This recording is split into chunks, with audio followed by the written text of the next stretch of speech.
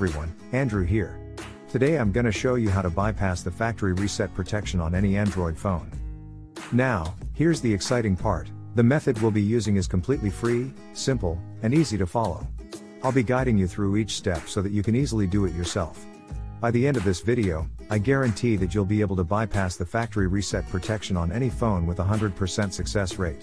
So, let's jump right into it. Okay, so the next step is to use this website to remove the factory reset protection lock from your Android phone. To do this, you'll need to provide 3 important details: your phone's exact model, its IMEI number, and a valid email address where you can receive notifications. Now, you might be wondering how to find your phone's IMEI number. Well, there are several ways to do this. You can check the back of your phone, the original box it came in, or even your carrier's website. Your account details may also have the IMEI and serial number of your device. If you have a sales receipt or contract, you may find the IMEI and serial number there. If your phone has a removable battery, you can check underneath it for the IMEI or serial number. However, if your phone doesn't have a removable battery, don't try to remove it or you may damage your device. Once you have your phone's IMEI number, you'll need to fill out a simple form on the website with your phone model, IMEI number, and a valid email address.